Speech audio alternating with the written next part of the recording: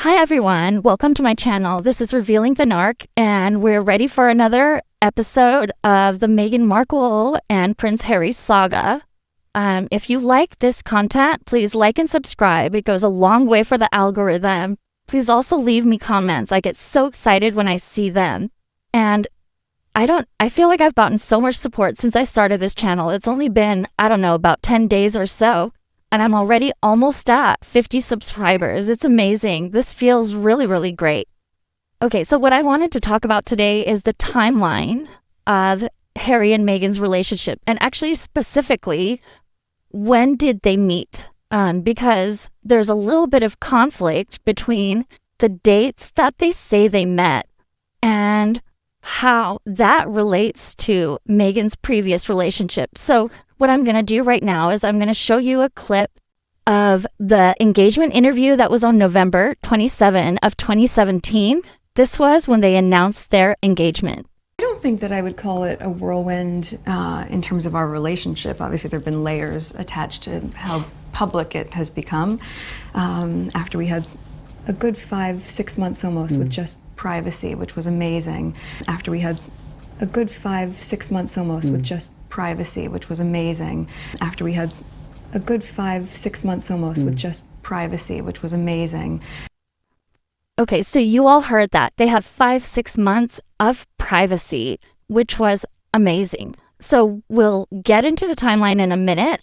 I zoomed in on some of their facial expressions. Actually, at the moment that Meghan says 5-6 months, and we'll break that down about what I think each of these expressions mean and how it relates to the big picture of what's really going on here. So let's look at a quick timeline. So this is an article from People magazine that was published in 2024. So recently, July 23, 2024. And it's a timeline of the relationship of their relationship. So July 2016 is when they always say they have met. So I believe in Spare, it's July 2016. Even I think in Tom Bower's book, it's July 2016. And we'll talk about why that is important. Okay, so according to this article, in October of 2016, Harry and Meghan attend their last party together before their relationship has gone public. So at this point, according to this timeline, they've been together about 3 months, 4 months, right? And it was supposed to be a Halloween party, I believe. They knew that the following day or sometime soon, the news was going to break that they are together. And then it's officially, the news is broken on October 30, 2016. It's reported that the two of them are dating.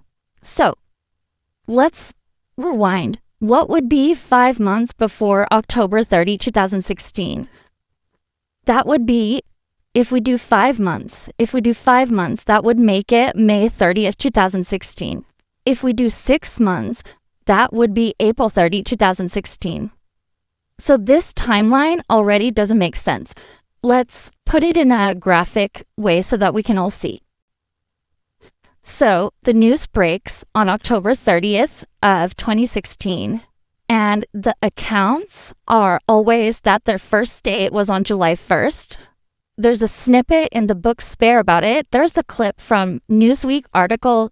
It says the then actress was visiting London to attend the Wimbledon Championships and agreed to meet Harry at Soho House. After arranging the date, Harry said he reflected on how surreal it was that he made such a connection on July 1, 2016, his mother, Princess Diana's birthday. So if we go by these two dates, that would be 121 days between July 1 and October 30, and that's 4 months.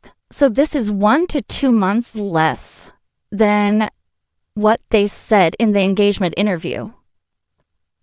So this article that came out in The Sun in 2018 talks about the relationship Meghan had allegedly prior to meeting Prince Harry. She was dating a really popular chef from Toronto named Cory Vitiello. And it says they broke up over a pasta dish The U.S. actress reportedly dated the hunky Canadian chef for 2 years between 2014 and 2016, with their relationship ending just weeks before she started seeing Prince Harry. So, just weeks before she started seeing him, okay? Cory, 38, works in Toronto, Canada, where Meghan lives, while filming Suits. They started seeing each other a year after Meghan's divorce from Trevor Engelson, and according to the Daily Mail, the relationship was serious, but it hit the rocks when he began to tire of her increasingly prima donna-like behavior. And that's probably a story for another time. Okay, so let's fast forward now to 2022. This article was written in Page 6, and it is talking about Tom Bower's book, Revenge. The title of this article is Meghan Markle. Meghan Markle spurned live-in chef ex after blind date with Harry, book claims. So the biggest thing here is Meghan Markle was still living with her chef, then boyfriend Cory Vitiello, when she went on her first date with Prince Harry. And I'm going to skip a little bit. This is all based on the book Revenge by Tom Bower. So the rest of the article says, although Bower writes that Meghan's 2-year romance with Vitiello was in its last throes when she met Harry, they still shared a home together. The book also claims that 2 weeks after their first date on July 1, 2016, Harry secretly flew to Toronto. He stayed for about 1 week in the house of a friend of Meghan's, probably Jessica Mulroney, with Cory still sharing Meghan's home. The situation for Meghan was tricky but manageable. At the end of the week, after Harry returned to London, Meghan was convinced that her spell was cast and the relationship with Harry would be sealed. She told Cory that their affair was over. So, if the relationship really began in July, they met in July 1, there would only be about 2 weeks between when she first went on her first date and when she broke up with Cory. Regardless, she cheated on Cory. And this week that Harry came to visit Meghan was juggling the two of them at the same time. And actually, this isn't the first time that she did this to Cory. I'll make another video about her blatant unfaithfulness to that poor guy. But we'll get to that I'll talk about it in another video. So basically, as soon as Meghan realized, okay, I got him hooked, that's when she decides to break up with Cory. It's very similar to all her relationships. If you follow them, you'll notice that once she doesn't need someone, she just cuts them out of her life completely. And that's professionally, that's in friendships, that's in family, and it also is when in her romantic relationships as well. Let's go back to the calendar and look at the month of July of 2016. So allegedly, their first date was on July 1st, which coincides with Princess Diana's birthday. 2 weeks later, Harry visits Toronto, and he stays for a week, which means he leaves from Toronto on the 22nd. I'm estimating the timelines, right? Because we don't have exact dates. What this actually means is by the time that elapsed between the first date and when she breaks up with Cory Vitiello is actually like 3 weeks, not 2 weeks. And this is assuming that July 1st is actually when they met. But let's go look at the calendar again, the year calendar, and see what 5 to 6 months before October 30th looks like.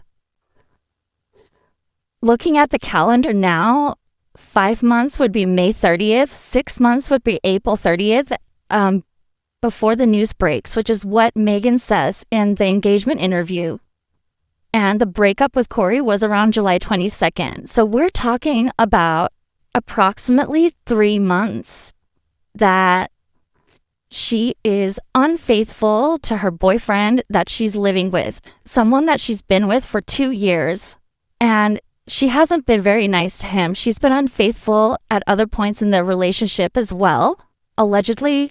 But that's why this date of when they met is so important, because even when they're trying the best case scenario of a July 1st meeting, we're still talking about cheating for approximately 3 weeks. Let's go back to that engagement interview, and I think what we're seeing is Meghan conflicted on how to answer the question, because she's being asked by the interviewer, oh, was this really rushed romance? I forget the words she used exactly. And Meghan, if she says the truth, which is probably the one where it's 5 to 6 months, that they were dating privately before the news broke, then she's giving this impression that it wasn't a whirlwind romance. We knew each other for 5 to 6 months before we announced it to the public. But then in public, they're also saying they didn't meet until July 1st, which gives credence to this. It was a whirlwind romance, because now we're talking about approximately 4 months between when they went on that first date and the news breaks. Okay, so let's look at that video one more time. I don't think that I would call it a whirlwind in terms of our relationship. Obviously, there have been layers attached to how public it has become after we had a good 5, 6 months almost with just privacy, which was amazing. After we had a good 5, 6 months almost with just privacy, which was amazing. So what I noticed when looking at this clip, both the big picture of the two of them together and then also zooming in on Meghan, is that first of all, Harry's body language looks incredibly uncomfortable to me. The second is, I think Meghan's intent was to lie. She just accidentally told the truth. And because her intent was to lie, I think her body language is of someone that's lying. And I was looking up how you can tell if someone is lying, and I noticed that her gaze is so intense on Harry when she's saying that story. And according to this Time article, I just took a snippet of it. It says someone who is lying might stare or look away at a crucial moment, a possible sign they're moving their eyes around as they try to think what to say, what's next. So the interviewer asks her this question, and she immediately diverts her eyes to look at Harry. I think another flip side of this is that we may also be talking about the narcissistic stare. So Meghan is giving Harry the narcissistic stare. In her mind, she is lying, and she wants Harry to follow along with her lie. So the narcissistic stare, let's look at this definition, is an intense, prolonged gaze used by someone with narcissistic tendencies to manipulate or control another person. This unsettling look can convey arrogance, aggression, or an eerie calmness, making the recipient feel uneasy or dominated. So if we look at just Meghan alone, I think we can see immediately that there is this narcissistic stare. So let's now look at Harry's body language. I don't think that I would call it a whirlwind in terms of our relationship. Obviously, there have been layers attached to how public it has become after we had a good 5, 6 months almost with just privacy, which was amazing. After we had a good 5, 6 months almost with just privacy, which was amazing. What I notice in Harry's body language is he looks stressed. He looks down. He rolls his lips back, and he has rapid eye blinking. He looks uncomfortable to me. According to that same Time article, the mouth, when you roll the lips back to the point where they almost disappear, could be a sign that someone is lying by omission. According to Tracy Brown, it's been my experience that when people do that, they're holding back emotions or facts. And we know, that's basically what's happening here. There's facts that are missing, right? And Harry is uncomfortable. He rolls his lips back, and he's also blinking his eyes rapidly. And although he may not be the one telling the lie, but he knows he's part of this lie, and it can be stressful and cause anxiety for him. We know that Harry does have anxiety, and there have been other instances, I believe, where you can see Harry's anxiety by his rapid eye blinking. So the thought just came to me that Harry must have known then that Meghan was with someone when they first started dating. And the reason I say that is if they met before July 1st, why do they have to lie and say they met on July 1st? And why July 1st? It's Princess Diana's birthday. Did they choose this day to make it seem serendipitous and another part of the magic of their story? We know that Meghan likes to cosplay Diana. We know Meghan manipulates Harry. I mean, Harry maybe was so out of it on substances, allegedly, that he would not, maybe he didn't even notice that it was a July 1st when he met and these memories were planted in him.